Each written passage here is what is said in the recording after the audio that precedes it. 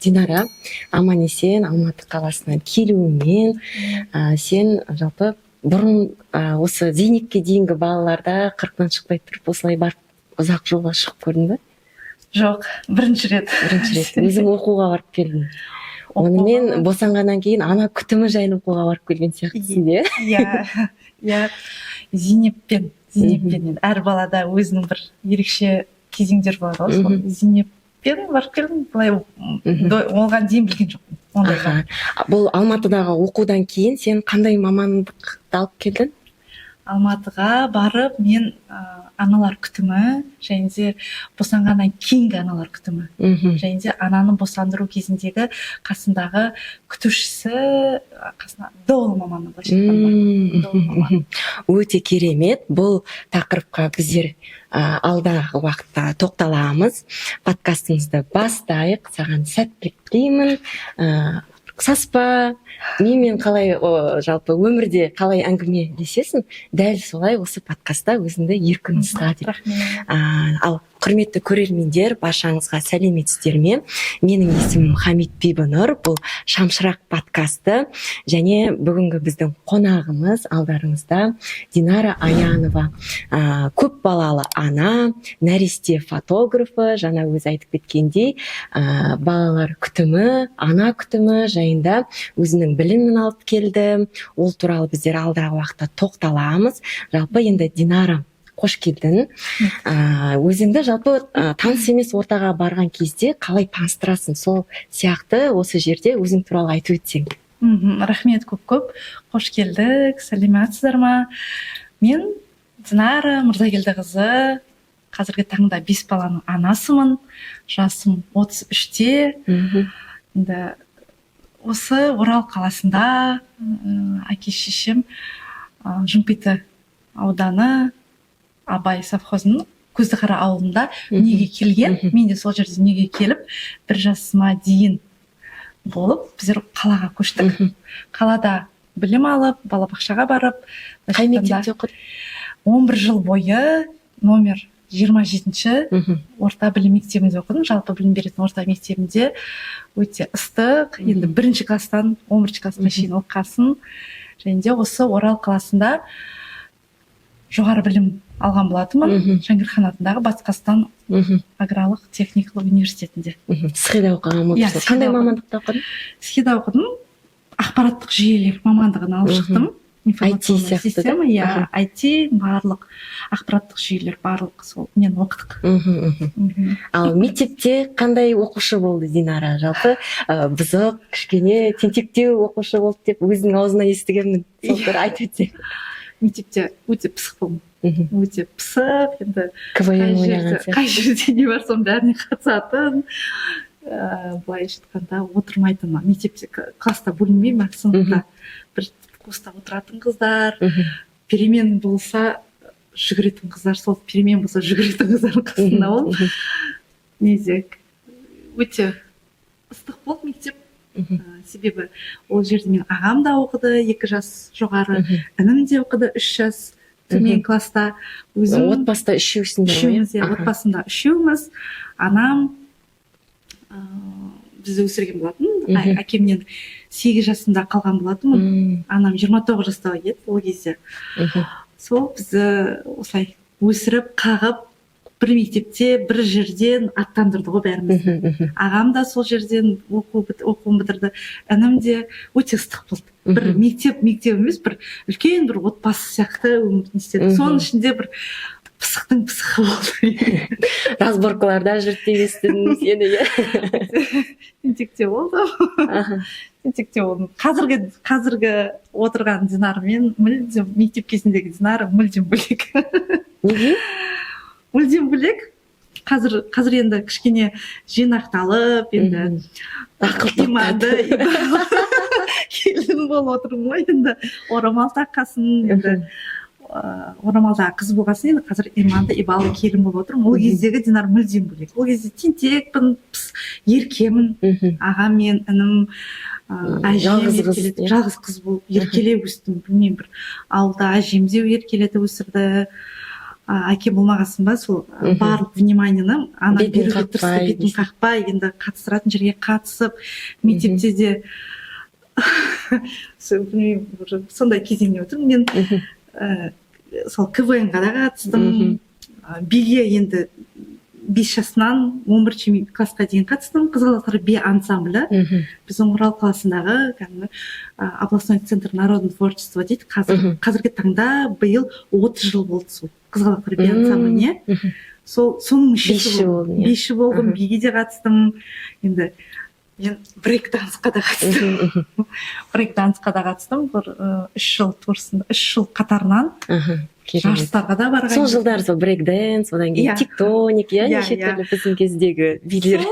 Қазіргі тілмен айтқанда трендтар барлығына қатысқан. Жалпы Динараны мен 2020 жылдан бері таниды екенмін. Биыл 2025, 5 жыл болған екен. Сен өзінің фотограф, нәресте фотографы боламын деп қалай бастадың? Дәл сол мамандығымен біздер таныстық, Менің ұлым Ильяс дүниеге келгенде 10 күн болған уақытта Динара біздің келіп, Ильястың алғашқы 10 күндік естелігін түсіріп берген болатын. Солай біздер таныстық. Дәл сол фотограф, нәресте фотографы мамандығымен сенің блогың қатар дамыды, Сөйтіп 2020 жылы Инстаграмда Динара Аянова деген атпен жылдам қарқын алып дамыдым, біздің Орал қаласында. Одан кейін сол Динара Аянова болғанға дейін біздер білеміз, көрермендер де, оқырмандарың да сол Инстаграмнан бақылап отыр, сол кезден бастап, 2020-дан бастап сенің бүкіл өмірің, ата-енең, одан кейін балаларың, қайнағаң, абысыныңмен қарым-қатынас, одан кейін вип-жоны деген жағы, достарыңмен қарым-қатынастарың, барлығын біз көріп отырамыз. Ал маған өте қызық, солған дейінгі Динара Аянованың өмірі қандай болды? Дәл сол қадамдарға сен қалай келдің? Жаңа нәресте фотографы болам, блогымды жүргізем, блогер болам деген қадамға қалай келдің? 2020-ға дейін, енді үйде отырған 3 баланың, декреттегі анам, былайша айтқанда, ештеңеге, былайша айтқанда, назарым жоқ, таңертең тұрасың, қонақ, күнделікті. Дәл солай ғой, былайша айтқанда, дәл сол өмір, бірақ эфирсіз, экрансыз, бір жерге таспалайым деп те ойламайсың. Сол өмір жалғасты, бірақ мен 2020-ға дейін де камераны жақсы көргем. Бірінші ұлым неге келгенде, Ибрахим неге келгенде, әр сәтін фотоға түсіріп, видеоға түсіріп, көп естеліктерді өзімше былайша айтқанда ол кезде дискіге кәдімгідей 2016-2017 деген естеліктер өте көп. Менсіз ешкім видеоға түсірмейді, ешкімнің ниеті де жоқ. Былайша айтқанда мен бір соткам, қай сотка болсын, ол кезде ондай күшті сотка емес, бірақ қандай сотка болса да түсіре бергенмін. Сол камераны жақсы көрдім, былайша айтқанда. Одан кейін сен деген папа мамаларыңда бір фото шығаратын фотосалон болды. Келін болып түскен кезде, ол да бар. Келін болып түскен кезде мен фотографтардың әулетіне келін болып түстім шыққанда. Ол кезде оларда үлкен фотосалондар бар, кодек, үлкен аппараттар бар, фото шығаратын. Ол кезде Абай даңғылында, Сырым даңғылында фото шығаратын еді ғой. Парк алаңында. Ойыншықтармен. Сол кезде сол, былайша айтқанда, менің ата-енемнің үлкен аппараты. Ол да бір сол үлкен ақша. Ол кісілер де былай жаңашылдықты жақсы көретін болып тұр ғой, рисковать етіп. Атам жақсы көреді. Сол кезде бір қаншама бір үйдің құнындай тұратын аппарат алған. Солай өздерінің бизнестарын бастаған, өздерінің фотосалондары болды. Сол фотосалонға барып, мен келін болып түскен кезден бастап, мені жіберетін. Барып, жайлап, фотошопты үйрендім. Ол кезде ақанның бөлесі жұмыс жасады. Фотошопта фотоға түсіріп, ол кезде той кезеңі ғой. Тойға түсіреді, асын жасады, шақыру билетке түсіреміз. Бас қойып қояды. Керек кезде. Киімсіз барады, түсе қояды. сол кезеңнен өттім былайша айтқанда. Қызық болды, өте қызық. Жақында бір оқырманым жазып жіберген, сізді сол кезден бастап танимын, маған әдемі болып тұру үшін цепочкаңызды бергенсіз деп. Тағып түсіңіз әдемі, иә, ол жерде мойны ашық болып қалған цепочка. Сол мә деп қазірде дәл сол жылы естеліктер болып қалды, иә. Ол кезде енді Инстаграмда жоқ, былайша айтқанда солай келіндік кезден бастап өрбіді. Сол кезде сен өзің айтқан болатынсың, иә, біздер Ақанмен ақылдасып, иә, жолдасыммен немен айналысам, қалай табыс табам деп, ниша іздедім деп. Соның ішінде тіпті жаңағы торт пісіруде болды, иә, неше түрлі нұсқалар, варианттар болды, иә, сенде. Қандай тағы да варианттар болды сенде? Кім болам деп ойладың тағы да? Өзіңді іздегенсің ғой, иә, декретте. Иә, декретте іздедім, әрине әр ана өзін іздейді ғой, сол кезде. Былайша айтқанда енді тұрмыстағы жан болғасын, тұрмыстағы ел болғасын, былайша айтқанда көп нәрселерді өзіңе не істей алмайсың, рұқсат бере алмайсың. Көп жерде, мысалы, тойда түсіре алмайсың, былайша айтқанда байланыстыру керек болды маған. Үймен, былайша айтқанда барлығын баланс сақтау керек болды. Өзіңе ыңғайлы, иә. Тортпен енді бастадым, иә, оны да көрдім, оны 2020-да қатты карантин болған кезде оның рецептінде сатқан болатынмын. Енді әр адам өзін былай көреді ғой. Сол кезде енді маған бірінші балам неге келгенде өте нәрестелік шақ қонақ қалды. Былайша айтқанда, екінші балам неге алып келгенде үйдегілер шоши бастады ғой. Мә, саған жарайды екі бала жарайды. Бала басты, енем сөзі, бала басты болып қаласың, жүр, киін, қыдыр, ел арала, бала басты болып қалма деді ғой. Сондағы түпкі маған оның ниеті, сондағы мені отырып қалмасын, үйде бала жүрсін, көрсін, қыдырсын. Сол енемнің сол батасы келді ғой. Былайша айтқанда қазіргі жүріп, қыдырып, көріп, ел аралап, сол кезде енем айтқан маған соны. Сол жолдасыма да ұнайтын, нәресте өзіме де ұнайтын, былайша айтқанда фото мына жағынан барлығын байланыстырып бір картинкалар шығатын еді ғой, авыға қойып қоятын ғой, бөпенің суретін. Сол қайдан шығады, қалай шығады, неге былай іздене бастадым. Бізде ол кезде Орал қаласында болмады. Орал қаласында болмады. Алматыдан сөйтіп көріп отыратын. Алматыда жалап ол кезде шетелді көресің, шетелден шығады ондай нелер.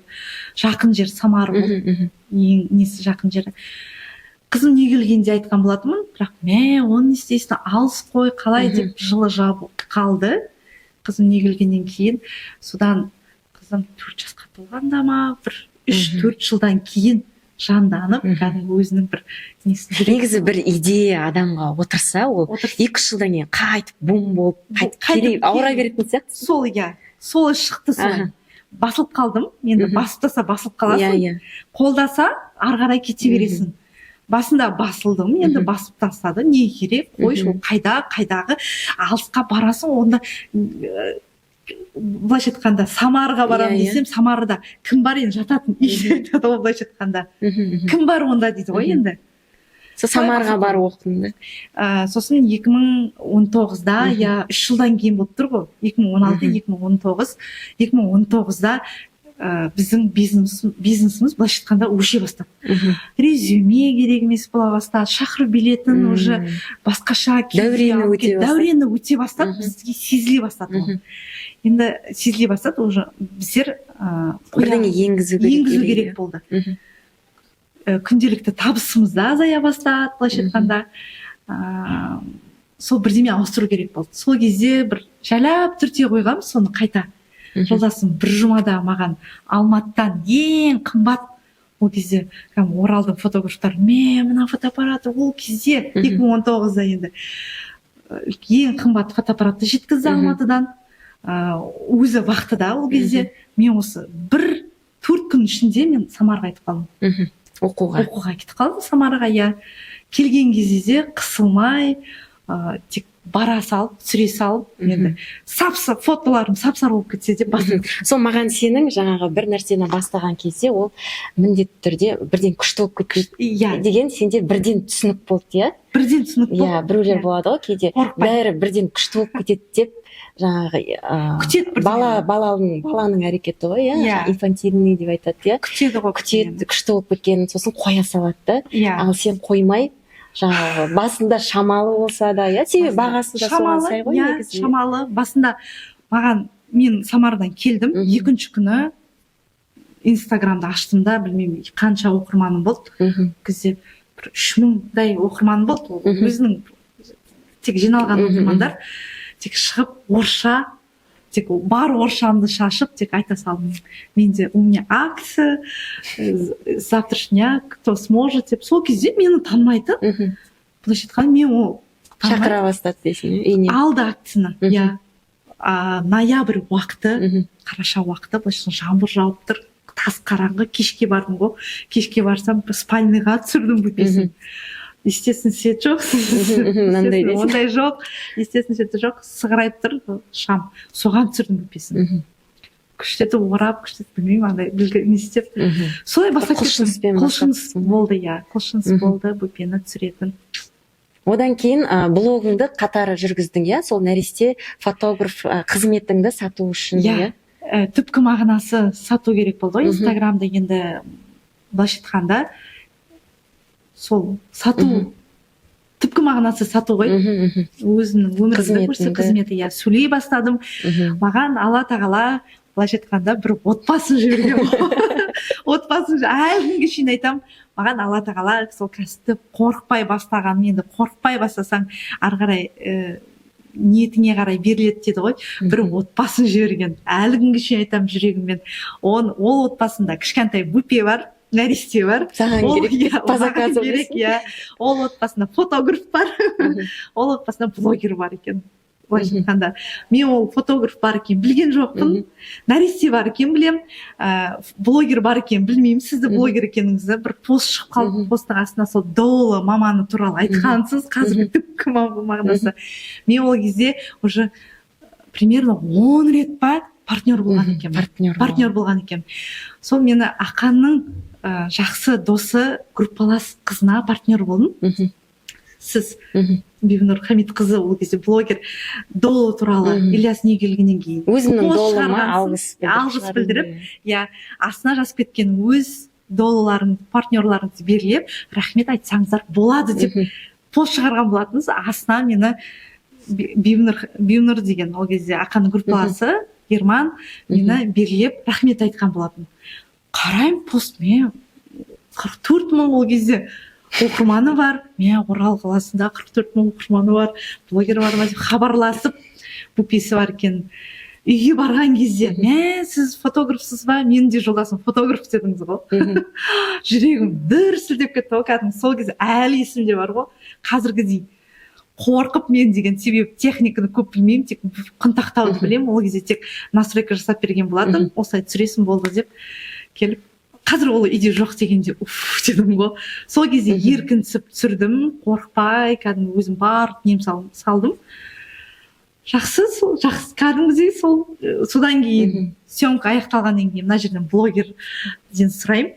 Бибінұр қалай сторис жүргізсем болады деп әр есімде сөйлей шешем боласың, сөйлей бер деп. Пока сөйлей бер, шыға бер деп. Жақсы деп сөйлей бересің ғой. Қалай амандасудың да, қалай несінде солай басталған. Сол блог жүргізген уақытта сен тап болған алғашқы қиындықтар туралы айтып өтсесің бе? Блог жүргізген кезде ма? Енді дауыс интонацияң басқаша, өзің еркінсімейсің, басқашасың. Камераға басқаша сөйлейсің, былай басқашасың. Себебі камерадан қорқасың, камераның алдында басқа адам қате сөйлеп қоям ба деп интонацияң да өзгереді. Дубль өзгереді. Былайша айтқанда неше дубль? Ой, мен сол созылып шыққанымды достарымыз да күлген болатын. Сәлем достар деп айқайлайтын. Сәлем деген өзі пародия жасайтын. Сәлем деген. Сол кезде қандай сезімде болдың сен жаңағы? Міне блогер келатыр дегенде, мысалы сөйтіп айтады ғой басында. Иә, сол қаншамасы өтті ғой, енді былай қонақтар да күледі, енді былай блогер түсіріп телефон алып түсіріп жатқан кезде уже біреу сөйлей бастайды. Иә, туф, қазір біздің дастарханымызды түсіреді, қазір бізді түсіреді деген кезде. Негізі алыңда мақсат болса, ештеңе де кедергі емес. Вообще басылған жоқ. Маған не айтса да білмеймін, қазір күледі де күліп болдың ба деген сияқты мен соны күтіп тұратын едім. Күліп болдың ба, бол жақсы, мен жалғастыра берейін деп. Одан сайын жалғастырайын. Үйге келіп бір қымтырылып, ең бастысы маған жолдасым рұқсат берді. Жолдасым риза болды. Барлық қадамыма жауап беріп, барлық қадамымды енді ол жауапкершілікті алды, иә, ол ответ беріп отырды, бірдеңе десе. Жолдасым енді андай не істеген жоқ, иә, түсіре бер, бастай бер, істей бер деп айтқасын, мен осындай бір көп жанұяларда негізі жолдасы сынып кетеді ғой, бірінші жаңа бір жерге демалуға моншаға бірдеңеге барып келеді де, сосын оған жаңа сен әйелің не істеп жүр, олай болмайды ғой деген сияқты басып тастайды, келгенде өшін алып жаңағыдай әйелді басады ғой, иә? Иә, ол кезде ондай мүлдем болған. Қолдау. Ол ер адамның өзіне деген сенімділік, иә, білді де. Саған сеніп тұр да, ол артық ештеңе айтпайтынды, артық ұятты қылық жасамайтынды. Иә, сондай бол. Қай кезде де әр кез қолдау үстінде болу. Себебі қолдау болмаса басылып қаласың. 3 жыл бойы. Және осы жерде айтып өтсең, жалпы қандай әрекеттерімен қолдады? Нақты әрекеттерін атап өтсең жолдасының. Өйткені деген кейбір ер адамдар, мысалы осы жерде әйел адамдарда ер адам әйелді қалай қолдау керек представление болмайды, кейде бар ғой. Жай ғана сөзбен емес, қандай іспен қолдады. Үндемеген өзі де қолдау. Үндемеген өзі де қолдау. Ешқандай андай қатты ауыр сөз айтпай, сен неге былай жасап жүрсің, неге мына сөзің деп айтпағанның өзі де үлкен қолдау ғой. Тек шетінен бақылап отырды. Әліңгі шетінен бақылап отырды. Кейде бірақ сен өзінің жаңағы блогыңа кіргіздің, иә, кейбір жаңағы рилстар түсірген кезде. Аша бастадым. Соған қалай көндірдің? Аша бастадым, жайлап. Енді менің жолдасым тұйық адам ғой, екеуміз екі түрліміз. Жолдасым тұйық көп. Былайша айтқанда біздер блог жүргізбей тұрып әңгіме айтамыз ба, жұбайлардың әңгімесі таусылмайды ғой, қай кезде 2011-ден бастап жас жұбаймыз ғой, содан бастап біздер әңгіме соққан кезде оған көпшілік ұнамайды, оған бір өзімен өзі көпшілік андай не ұнамайды, оған папарацци ұнамайды, екеуміздің неміз сәйкес келмеді не істегенде. Ал сен жарқ етіп жүрген келеді. Мен айтқым келді, мен деген сахнаны ұнатамын, мен көпшілікті ұнатамын, маған андай внимание керек деген сияқты айтылды ол. Сол келді. Сол былайша айтқанда мен сол кезде мен деген. Ол сенің қалауыңды орындап тұр ғой, иә, түсініп, иә. Баспай. Иә, баспай. Ең бастысы, иә. Баспай, жаймен, былайша айтқанда бақылап, маған сенді. Мен де оған сендім, былайша айтқанда өзіме сендім. Солай біздің неміз басталды. Енді көп несі кірістіре бермейін де. Көп болмайды. Жай кейбір кездерін білесің, күшті кез. Көңілі жайланған кезде, тамағы тоқ болған кезде. Алдын ала дайындап. Алдын ала, иә. Дөпете жолдасым ондайды ұнатпайды. Өзінің бір, былайша айтқанда, әлемі бар ғой, жолдасымның әлемі бар. Тыныштықты жақсы көреді, көп айтатын, мысалы мен киіз үйде тұрғым келеді, тауда тұрғым келеді, андай табиғат жерлерде тұрғым келеді, ешкім бір рашкеде жеп отырсам да маған шүкір. Қазір айтады ғой, мысалы мен анда барайық, ана елге барайық десем, тапчан жасады ғой. Бізде тапчан бар ғой.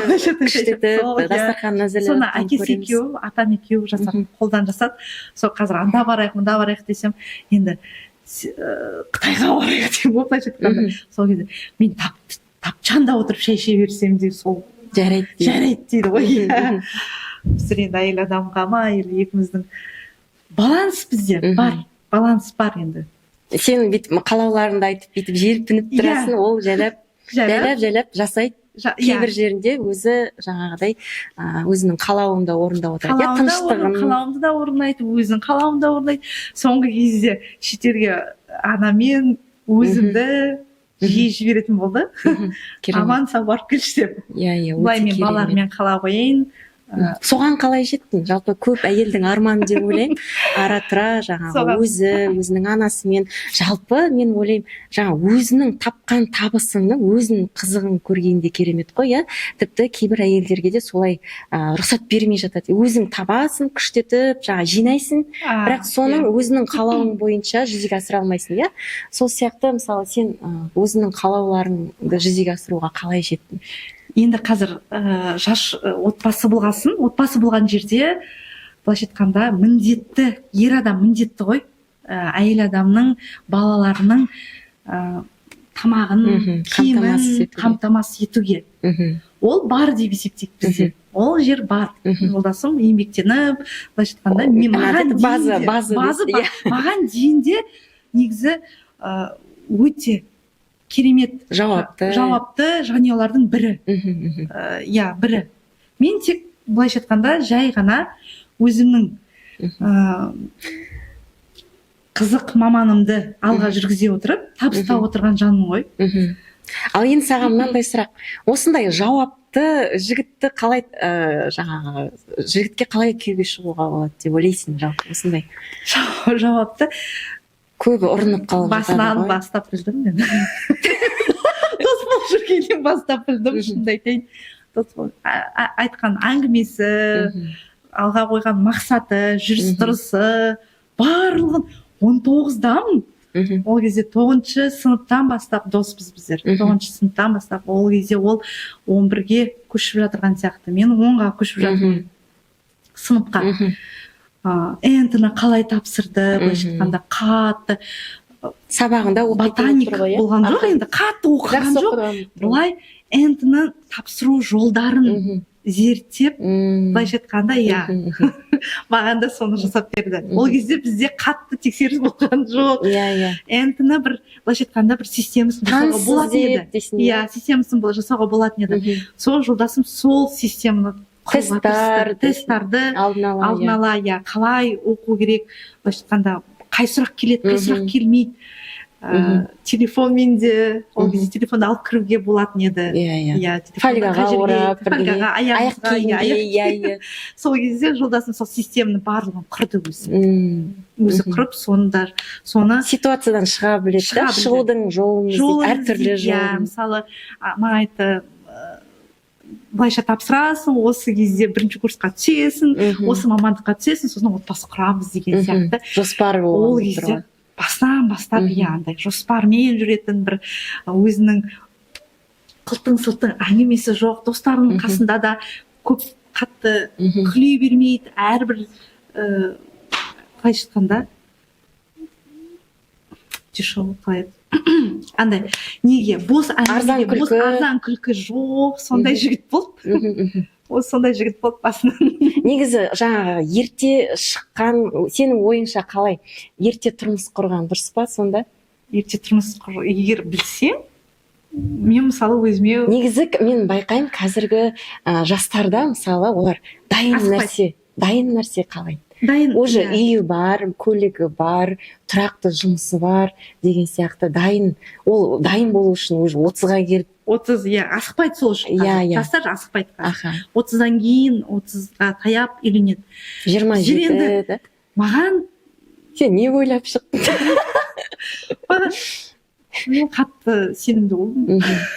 Мен көзімнен бір қорқыныш болған жоқ. Сен дайын нәрсеге келген жоқсың? Дайын нәрсеге келген жоқпын. Бірге, екеуміз де студент. Мен бірінші курстың студенті аяқталып, ол екінші курстың студенті. Екеуміз студент. Оқып жүріп, тұрмыс құрдың да сонда? Тұрмыс құрып, башқада отбасын білесің ғой. Сосын ерте тұрмыс құрғандар бір жағынан ерте есейетін сияқты, жаңа уже бала дүниеге келгеннен кейін баланың болашағын ойлап өзгермедік, шын айтайын. Әркімнің өзіне байланысты шығар. Бірінші бала дүниеге келгенде де мысалы енемнің қолдауы болды. Былайша айтқанда жолдасым қолдауы болды. Бөпе дүниеге келгенде енемнің қолдауы, атамның қолдауы өте қатты болды. Біздер бірінші бала дүниеге келгенде бесеуміз жүріп, бесеуміз ол ішінде қайнаған бар, үйленбеген, атам бар, енем бар. Бір нәрестені шомылдыру үшін бесеуміз жүретін едік. Жолдасым өтек деп атады, атам суды қарап атады, қайнағамда жүреді, сол комнатта білмеймін неге, бесеуміз жүреміз. әркімнің өз міндеті бар. Өз міндеті бар. Біреу даже просек ұстап тұрады, ана жел болмасын балаға деп. Енем шомылдырып жатады, мен өтіктеп жатамын, білмеймін, бесеуім жүретін еді, қолдау өте қатты болды. Бірінші келін болғасын.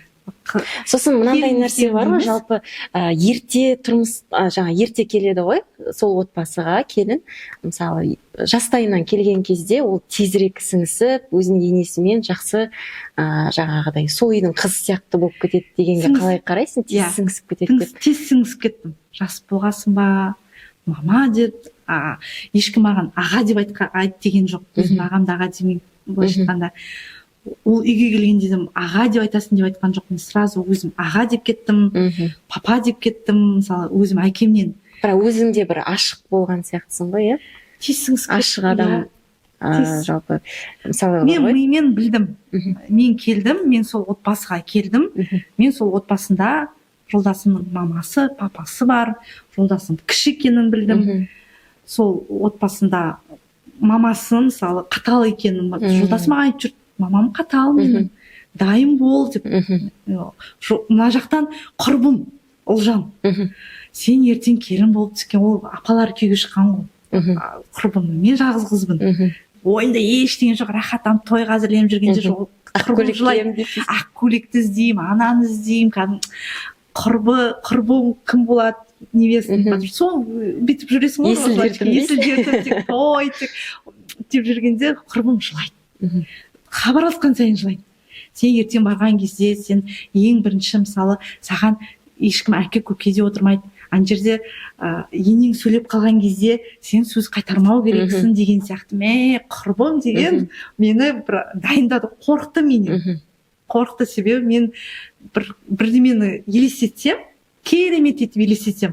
Ана жерде мысалы бір нәрсені елестеткен кезде Б точкасын қарап аламын. Ең жақсы А точкасынан Б точкасына шейін ойша өмір сүремін сол жерде. Сол кезде де солай ойша өмір сүргенмін ғой, ойбай, мен келін болам, мен күшті болам деп. Аллаға шүкір дәл солай. Қалай не істедім, енді қолда, енді ыдыс аяқ сылдырламай тұрмайды. Барлық отбасында. Сондай ситуацияда қалай шығасыздар мысалы? Мен қалай бармын, солаймын. Жақындарыма мысалы өз үйімде қалай болдым, дәл солай мұнда да ашылдым.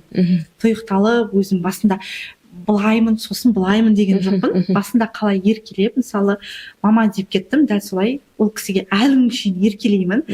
Ренжіген кезде ренжігенді айтамын. Осы жерде мен ренжіп тұрмын, сіз маған осылай айтпай қалдыңыз, мен көңіліме қатты тиді деп мен мысалы жылап та айтамын, айта аламын, ашық. Мен ашық айта аламын.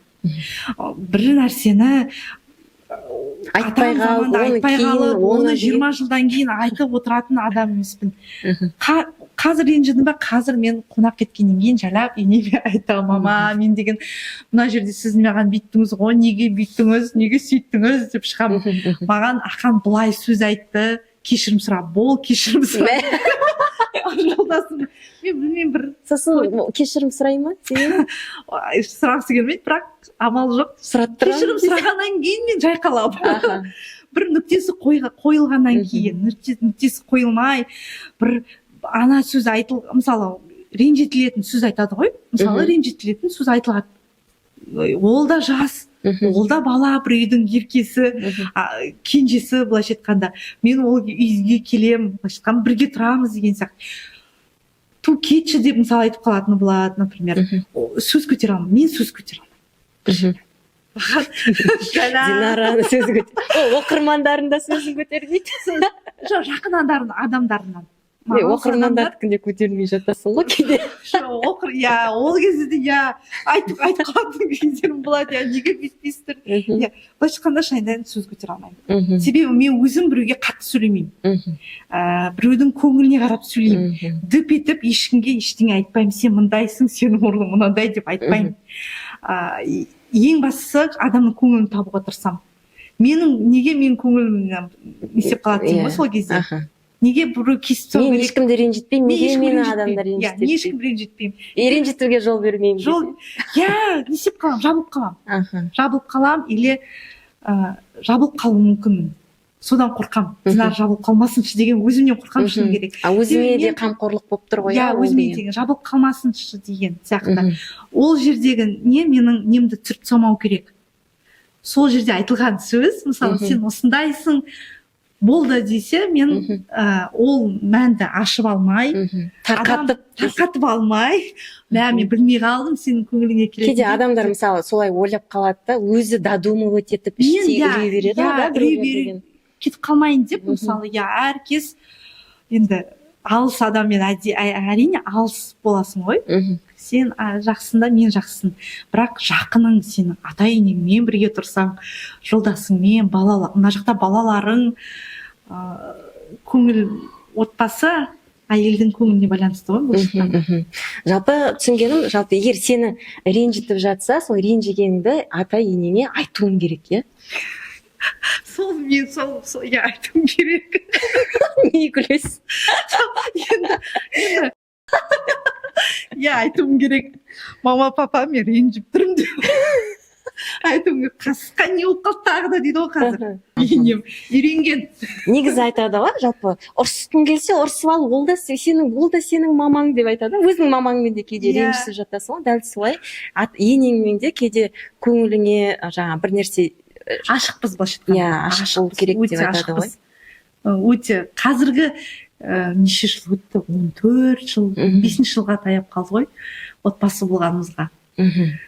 Енді жалпы сенің көп балалы болуыңа енең басында қарсы болды, иә, баламен отырып қаласың деп өзінің аналық пейілімен, иә, өзіне көңіл бөлсін, қыдырсын, ел көрсін, жаңағы сүйікті жұмысымен айналсын деген ниетте. Бірақ Динара бізде тыңдаған жоқ.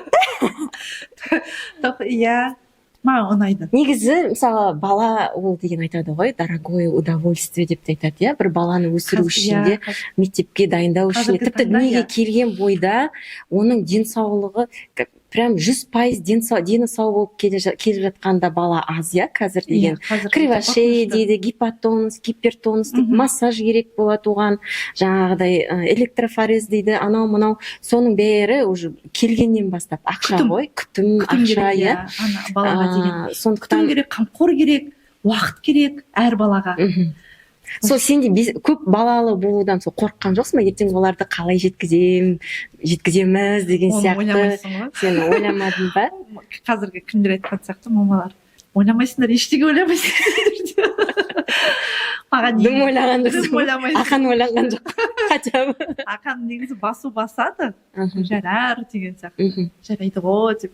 Енді планды баяғыда орындап тастаған ғой. Бала да бар, қыз да бар деген сияқты.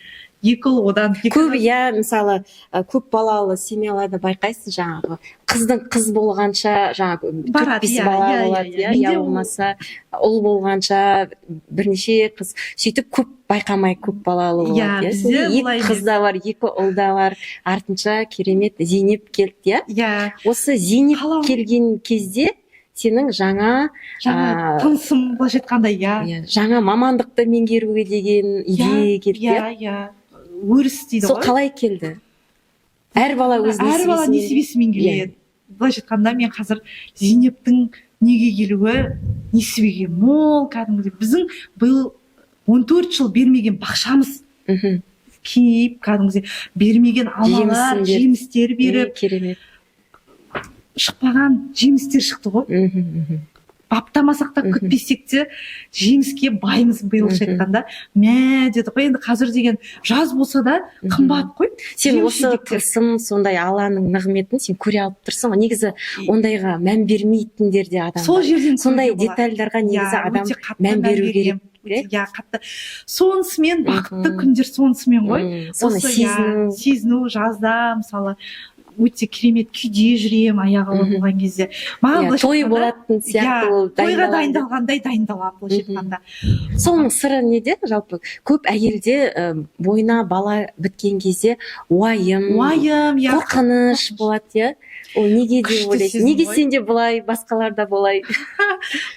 Ал білмедім, ішкі жан дүниеңмен былайша айтқанда дайын болып, сол бала біткеннен бастап менің миым қабылдағанда өте керемет қабылдайды. Себебі баланың денсаулығы, былайша айтқанда баланың көңіл күйі тікелей анасына байланысты. Анасына байланысты. Денсаулығы.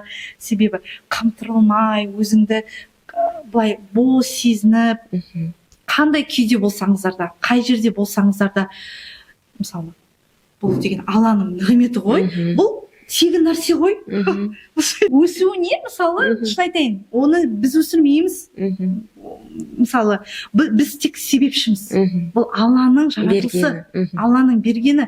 Оны көп, мысалы, қалай өсірем, қалай дүниеге алып келем, денсаулығым деген сияқты. Оны Аллаға тапсыру керек. Біздер. Оны Аллаға тапсыру керекпіз. Ол мен тек, менің өзімнің айта тұрған, мен тек бала дүниеге менің жатырма біте бастағаннан бастап, мен жақсы ойлаймын. Ең бастысы жақсы ойлаймын.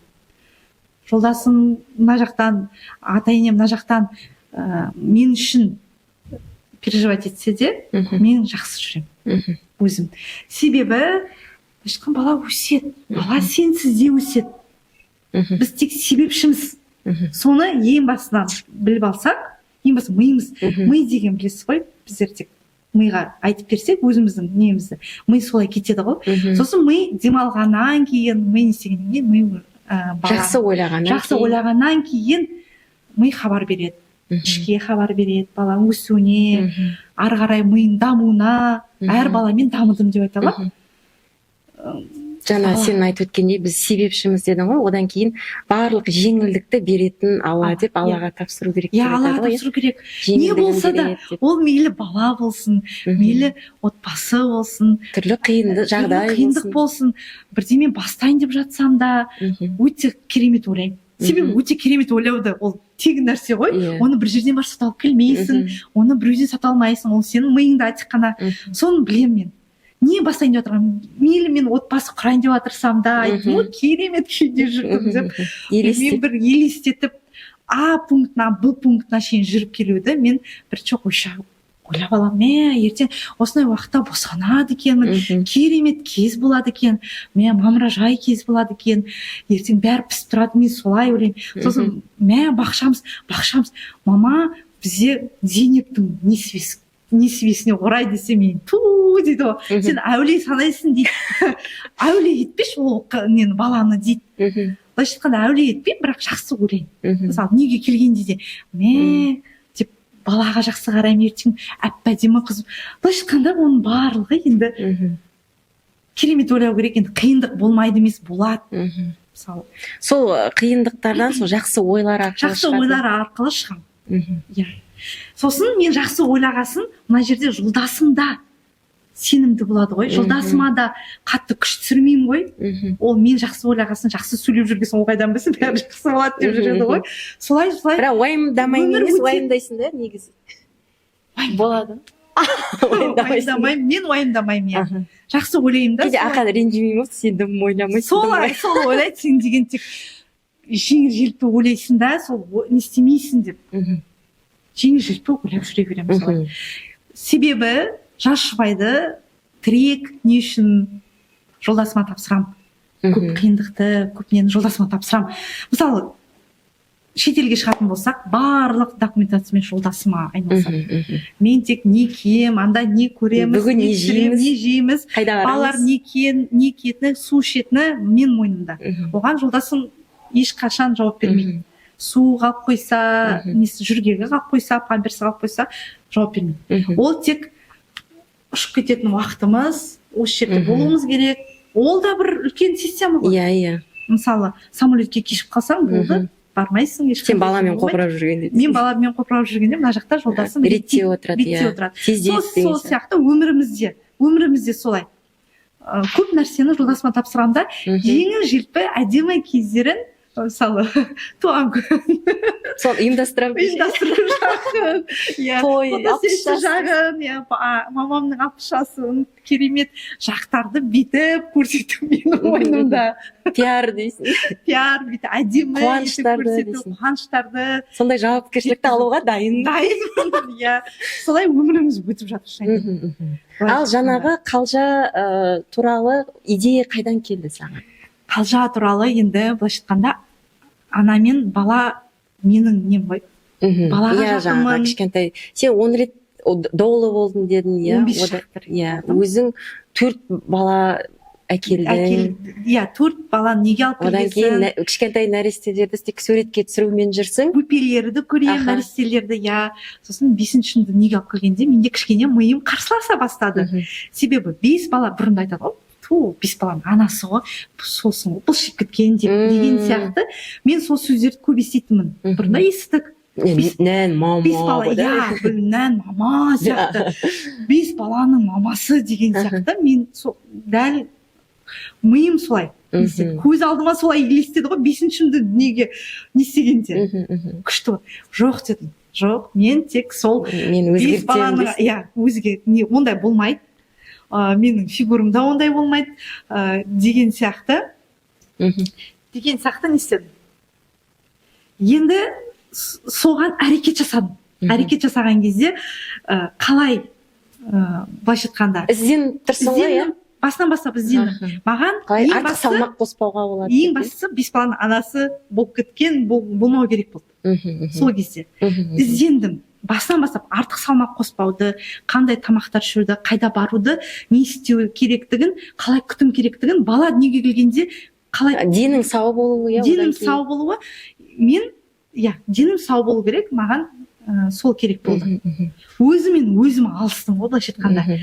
Баланы неге алып келгеннен бастап, жатырына не істегеннен бастап, Зейнепте басқа балаларға қарағанда басқаша болды. Йогаға да бардым. Басқа балаларда барған жоқпын. Басқа балаларда не ішіп, не жеген отчет бермейсің, мына жерде отчет берем. Басынан бастап сондай система болды өзіме нақты қойып алдым. Содан кейін босану уақыты керек. Айта өтсең, қандай системалар ол?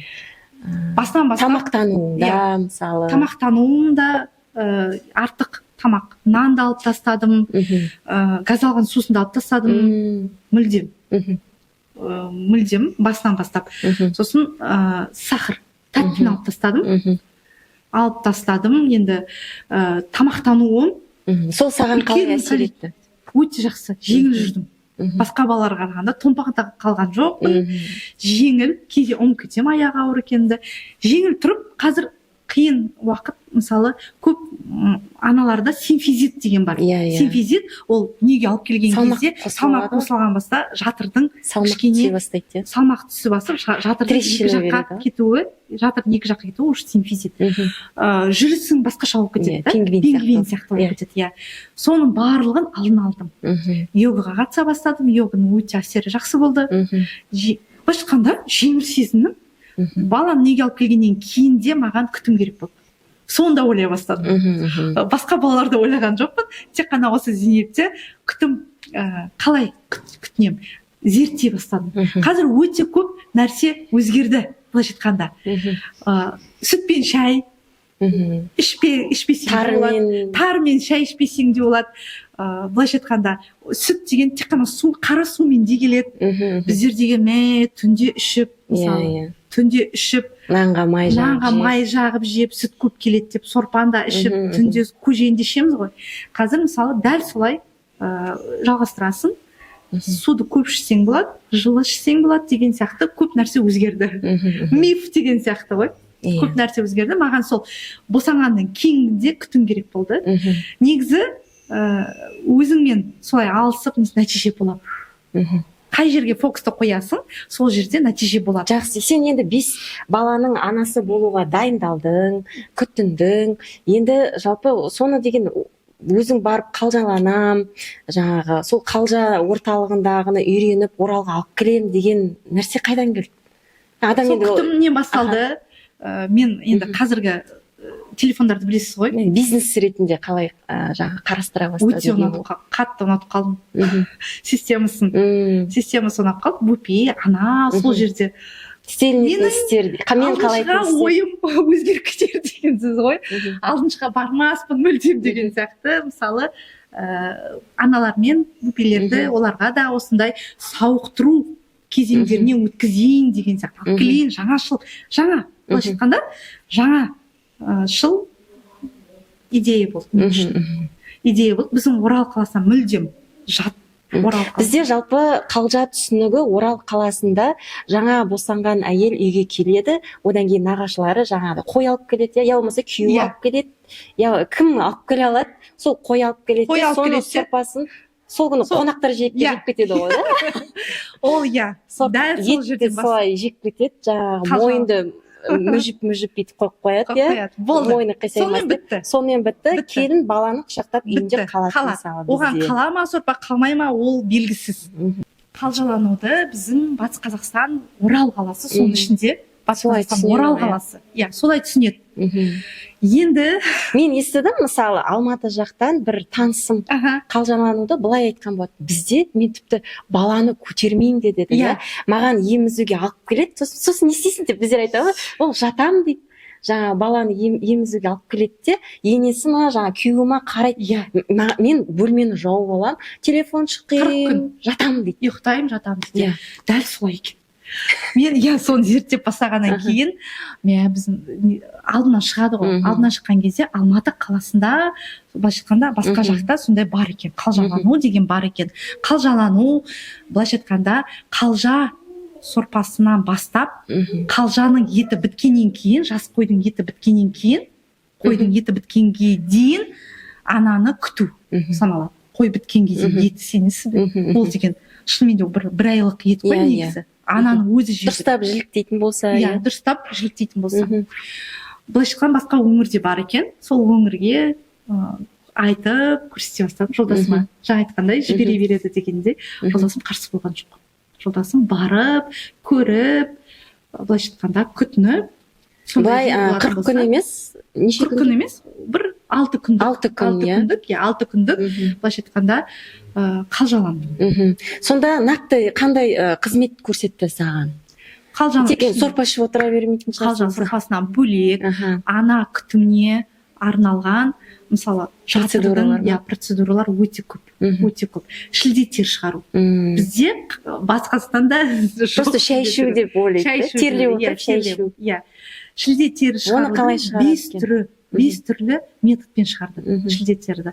Ол бізде термоаппарат, ионистин, табиғи жолмен, шөптермен, былайша айтқанда массажын жасап, ысылай шөп шайын беріп, емдік шайды беріп күтті.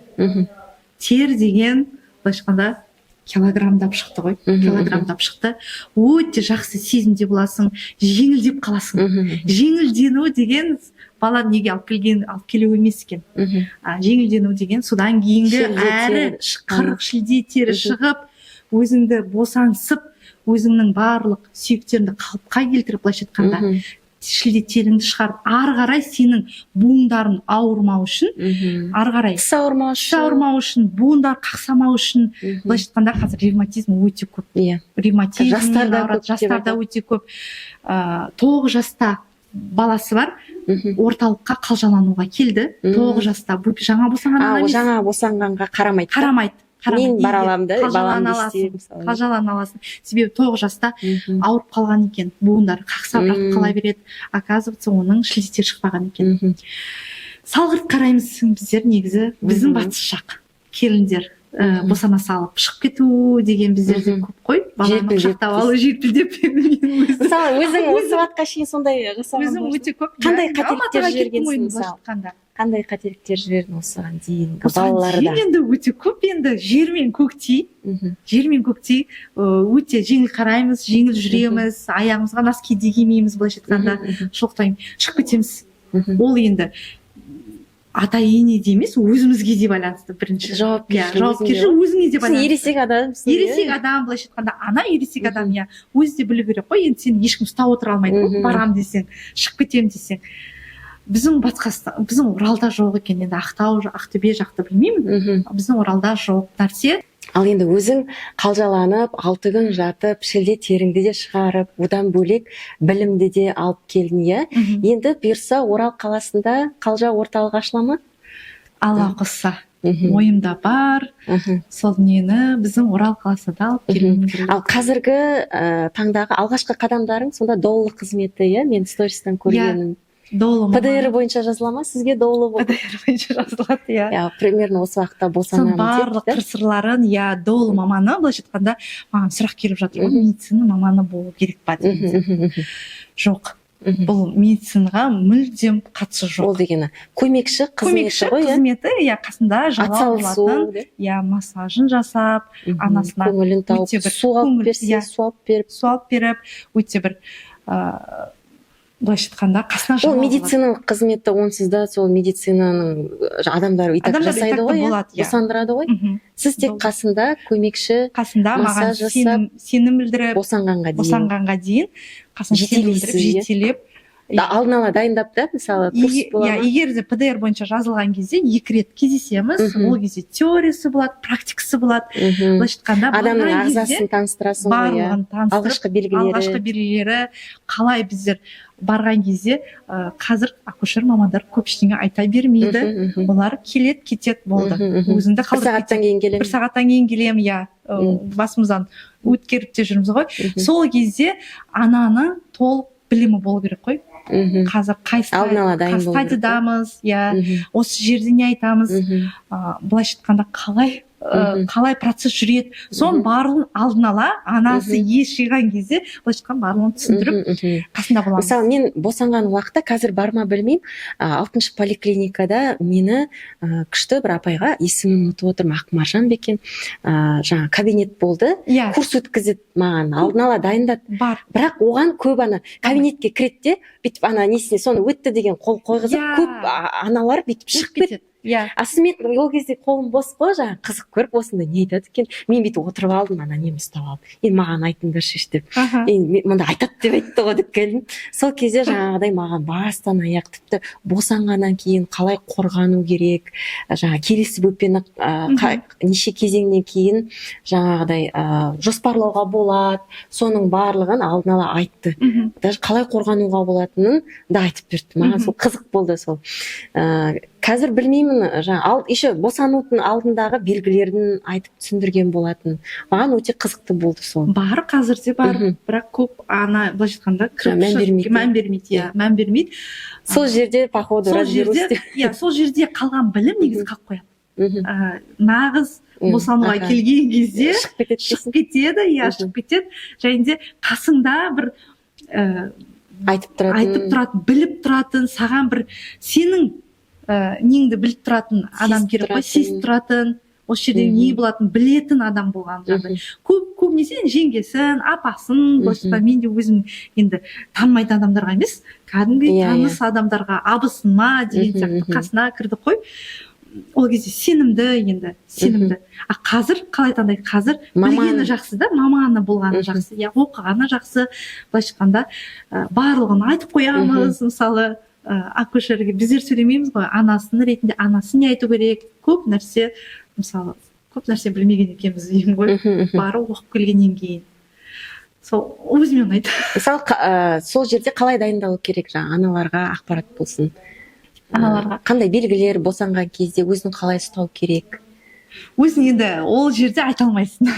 Ол жерде қазір сен осылай ұстау керексің, осылай демалу.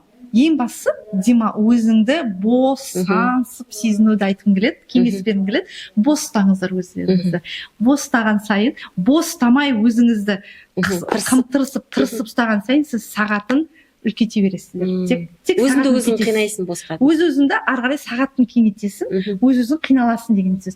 Егер өз-өзіңді босансып, демалып, дұрыс демалу техникасын біліп барғаннан кейін айқаламай, тыңдап деген сияқты, сол кезде босану да оңай болады, өзіңе деген былайша айтқанда барлық нені алдын аласың ғой. Сосын доулыны тыңдау керек. Доулыны босанар уақытта емес, акушерді тыңдау керек. Әрине. Бізді акушер маманы ғой босандыратын. Разрыв бәрі сол тыңдамаған арқасы. Оның орнына демалсаң күшті болады. Айқалаудың орнына демалсаң. Енді тағы да жаңа доулыдан бөлек тағы қандай қызмет? Босанғаннан кейінгі күтім қызметі. 4 сертификат алып келген болатын. Ол 4 сертификат мына жерге алып келу керек еді. 4 сертификатым бар. Ол кезде доулы маманы, босанғаннан кейінгі күтім, сол күтімнің барлық түрлері. Шілдетер шығару. Бір сертификат, барлық сол орталықтың системасына құйған болатын. Орталықтың системасына бір әзірге жаңағы помещение алып жаңағы қызметкерлерді жұмысқа алып бастамас бұрын сен өзің сонда доулық қызметіне барасың, иә, өзің одан кейін жаңағыдай шілде терін шығарып үйіне барасың ба сонда? жоқ, орталық ашқым келіп тұр. Мен жақсы ойлайсың ғой енді, Алла қосса дейін, егер мен оқырмандарым біздің Орал қаласын қолдап, осындай бар екен, көрейік деп, мысалы, клиентке байланысты ғой енді, оны айтып жеткіземіз, айтамыз. Жаңалық болғаннан кейін, оны жаңалықты Орал халқы қалай қабылдайды? Иә, қабылдайды. Ол жабылып қалуы да мүмкін, мысалы. Сондықтан осы YouTube каналдағы біздің видеомыздың астына осы қалжа туралы пікірлеріңізді жазып кеттіңіздер. Бізге Орал қаласына керек пе? Иә. Керек, алып келгенін, Динараның жаңағыдай ашқанын қалайсыздар ма? Тағы да идеяларыңыз болар, иә? Ол жерде, мысалы, айтайын, мен қалжалану емес, тек қана аналар санаторийсі деп айтқым келеді, сауықтыру орталығы деп айтқым келеді. Керемет қой, иә, дүниеге келгеннен кейін үйде қалжалану бөлек. Үйде, мысалы, мен енем күтеді дейсіздер ғой, бірақ ана жердегі атмосфера бөлек бола ма? Аналар, ана жерде, мысалы, сіздің бос уақытыңыз болмайды, таңғы ас 5 реттік тамақ, мысалы. Осы жерде сұрағым бар. Айтпақшы, мысалы, қалжалану түсінігі, бана айттық қой, бір қойды сойып, соны сорпа ішу деген сияқты. Ол жерде, мысалы, сіздің қалжа орталығында берса, қандай тағамдар беріледі? Ананың өзінің қалыпқа келтіру үшін қандай тағамдар пайдалы жалпы? Әрине, иә. Ол жерде, мысалы, сіз сауықтыру орталығы дейміз ғой, сол сияқты тамақта сол үйдегідей болады. Былайша айтқанда, мысалы, түскі мезгілде қалжа сорпасымен қасына второй беріледі, екінші тамақ беріледі. Ол жерде ананың ет қой, сорпа ғой, ең бастысы сорпа, шайы үйдегідей болады. Баланс сақталып. Баланс, иә. Бір керемет повар маманы болады. Ол жерде енді сіздің көңіліңізден шығатындай, сіз былайша айтқанда аналардың жайлылығын үйдегідей, бірақ ханшайым сияқты өмір сүретінде 6 күн болса да, ол жерде сіз өзің басына өткіздің ғой, керемет. Бөпеңді күтушілер алып кетеді, 9-да, сағат 9-дан бастап күтушілер келеді, ол медобразованиесі бар күтушілер. Ол жерде сен қарап тұрасың, енді біздер суға қалай түсіреміз, беліміз ауырып қалады, қайқиып қалады, сосын оның несін өзің ақтер көктер болып, бөлмені ыстып болады, бөлмені буландырып, қазір ол жерде сен тек қарап тұрасың, бөпеңді кәдімгідей жуындырып, сол жерде зарядкасын 6 күн бойы 6 түрлі емдік шөпке түсіп береді. Мысалы, қараш, сен жұмыста, мысалы, орталықта бөпені шомылдыратын мамандарды басқа аналар үйге шақыртып өзбен бола ма? Болады, иә. Егер Алматы жақта бар екен, өте көп екен, мен өзім шомылдыра, кесірімнен босанады да, өзі шомылдырамайды, білмейді. Таңғалдым. Бар ма не сондай? Керемет сол. Үйге барып, бөпесін шомылдыру да бар екен. Сосын мойнын қызартып жібереді, сынатып жібереді, ана жерін су тигізіп зарядкасын қалай жасау керектігін анасына түсіндіріп жіберу бар екен. Ол жерде де болады. Ол жерде сіз көріп, үйге. Қазір шілде бізде Оралда жоқ емес, бар, бірақ үйге барып істейтіндер көп. Үйге барып істейтіндер. Ал мына жерде үйдің аты үй. Ол жерде үлкен балаң жүреді, ол жерде ата-енең жүреді, ыңғайсыз бір жерде жатасың. Ал мына жерде мүлдем бөлек. Мен енді қалай айта алмай жатырмын, енді 5 реттік тамақ, массажың, 5 түрлі шілдетер шығару, ол темапаратпен, ионистеммен, балаң бағулы, балаң бағулы нянька қызметтері болады. Өзің тігінен жүріп, салмақ түсірмейсің дейсің, жатасың, өзіңнің нең жасалып, бет күтімі 6 күн қатарынан бет күтімі болады. Аналарға бет күтімін жасап береді, енді ванныңызға түсіріп береді, ванна терапиясы деген болады. Ол жерде емдік шашын тарап, массажын жасап, енді өзіңізді, енді бұл енді Кореяның видеоларын көреміз ғой. Қытайда қалай күтеді. Қытайда мысалы 40 күн оларда больницада күтеді. Сенесіз бе? Балалардың няньны қарап, 40 күн гостиница сияқты тамағын әкеліп береді, солай. Не айтқым келеді?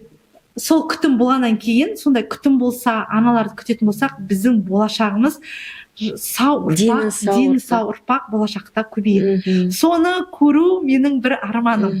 Солай елестетемін. Сол заманды дейсіз. Сол баяғы сол буын солай елестетемін ғой бір точкасына шейін. Сол жас ертең олар өсет, сол кезде мына менің орталығымдағы болған бастаған кезде, нәресте фотосессиясын бастаған кезде дәл солай елестеткем. Ертең үйленген кезде мен бүпелік фотоларын көрсем, егер не істесе деген сияқты. Осы жерде де дәл солай. Сау ұрпақты, сау ананы былайша айтқанда менің көп лайфхактарымен бөлсем, ол жерде жиналыстар өте көп болады. Енді орталықта жатады ғой. Тренингтар, әртүрлі тренингтар, психолог болсын, ол поликлиникадан акушер келетін болсын, ол долы мамандар келетін болсын, ол өмірге деген ол жерде маман да айтылады. Ол жерде баладан бөлекте, былайша айтқанда ананың саулығы дейсің. Ананың саулығы, қазір көп естейміз, көп жаңалықтардан өте жаман нәрселер естейміз. Мысалы, баласымен секіріп кетті дегенді, қазір екінің бірі секіріп кетті жатыр, мысалы. Сондай нәрселердің алдын алу ғой. Ананың көңілі. Күйзеліске түсіп кету оңай ғой. Мысалы, кейде ойлайсың, тым қызық емес сияқты болады, балаңмен отыра беру, бір сарпынды өмір сияқты болып кетеді, білемін ғой, бір сарпынды өмір. Не үшін бірдеңеден қалып жатқандай, бәрі күшті өмір сүріп жатқандай, сен балаңмен отырсың мына жерде, шашың май деген сияқты, белің ақсап жатыр, кешке қонақ тамақ қою керек деген сияқты. Сен ешкім түсінбейді, тамақ қоймасаң не істеп отырсың баламен, таңертең кешке шейін бір бала құшақтап алып деген сияқты. Бәріміз естідік. Мен де естідім, иә. Ол жерде білмейсің. Сол сияқты осындай орталықтың ашылуы көп ананың өзінің жоғалтып алмауына, ана мен бала күтіміне, ол жерде бала да күтіледі. Баланың саулығына мамандар келіп, маман врач та қарап береді, массажын жасап береді, гимнастикасын жасап береді. Билирубинін тексеріп, ол жерде 6 күн қатарына лампыға салса да болады. Бір жақсы сау қайтатындай үлкен проектім. Алла қосса бір қадам басып кетсе деген менің арманым бір. Соған сіздердің қолдауларыңыз қажет. Іште қорқыныш та бар, енді жүрмей қала ма, қалай қабылдайды. Енді қадам басып кетсе, менен асқан бақытты адам болмайды. Өте керемет. Ал Динара, біздің подкастымызға қош келдің. Рахмет. Осындай керемет, ой саларлық подкаст болды деп ойлаймыз. Құрметті көрермендер, біздің подкастымызға лайк басып, төменге комментарий жазып, Динараның Инстаграм парақшасына, Динара Аянова Инстаграм парақшасына тіркеліп алыңыздар. Алға қойған мақсаттарыңа жете бер, саған тек әйел бақытын тілеймін. Осындай жобаның әкелуіне себепші болған Зейнептің және де басқа да Исмаил, Ибрахим аттарын жаттап алдық. Фатима, Сафия, дендері сау болсын, ата енең, өзінің анаң, бауырларың аман бүтін болсын. Және осы жобаны сенің қолдаушың, арқа сүйерің Ақан аман болсын деп тілейміз. Рахмет көп. Рахмет.